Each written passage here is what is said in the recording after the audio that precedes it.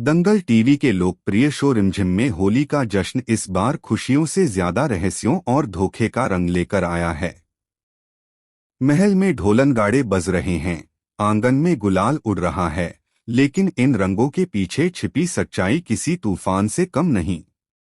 और इसी तूफान के बीच एक ऐसा पल आने वाला है जो रिमझिम की दुनिया को पूरी तरह तोड़ सकता है। कहानी की शुरुआत होती है उस क्षण से जब रिमझिम घबराई हुई महल के एक कमरे में दौड़ती हुई आती है। उसका चेहरा पीला पड़ चुका है, सांसें तेज चल रही हैं। वह हांफते हुए कहती है, घड़ा सिंह महल में घुस आया है। मैंने उसे इस कमरे में बंद कर दिया है। अगर वह बाहर निकल गया तो आज की होली खून की होली बन जाएगी। उसके शब्द सुनकर समीर के पैरों तले जमीन खिसक जाती है। बाहर रंगों की मस्ती है, लेकिन अंदर साजिश का अंधेरा। दरवाजे के पीछे से जोर जोर की आवाज आने लगती है, जैसे कोई पूरी ताकत से बाहर निकलने की कोशिश कर रहा हो। प्रेम, राजवीर और समीर तीनों के चेहरों पर डर साफ झलकता है। दादाजी बाहर से आवाज लगाते हैं, दान शुरू करो, और उसी पल दरवाजे पर इतनी जोरदार चोट पड़ती है कि सबका दिल दहल जाता है। ऐसा लगता है जैसे सच खुद दरवाजा तोड़कर बाहर आना चाहता हो। अब कहानी हमें उसी सुबह में ले जाती है जब वीरगढ़ का महल रंगों से सजा हुआ था। हर तरफ खुशियां थीं।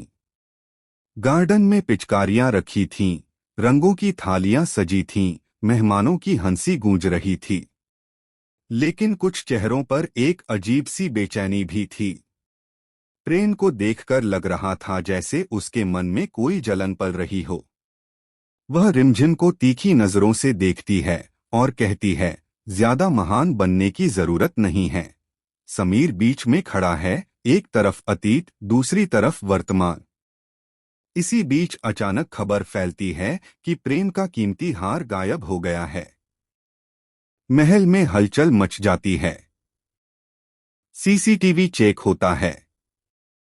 पता चलता है कि हार पीछे के कॉरिडोर में गिरा था। सब राहत की सांस लेते हैं, लेकिन कैमरे में एक परछाई भी दिखती है, जिसे कोई गौर से नहीं देखता। यही परछाई आगे चलकर तूफान लाने वाली है। होली का रंग चढ़ता जा रहा है। राजा साहब सबसे पहले रिमझिम को रंग लगाते हैं। ढोल गूंज उठते हैं। समीर और रिमझिम एक ही रंग में रंग जाते हैं। प्रेम के चेहरे पर मुस्कान है, लेकिन आंखों में आग। तभी दान के सामान के पास एक थैली गिरती है। उसमें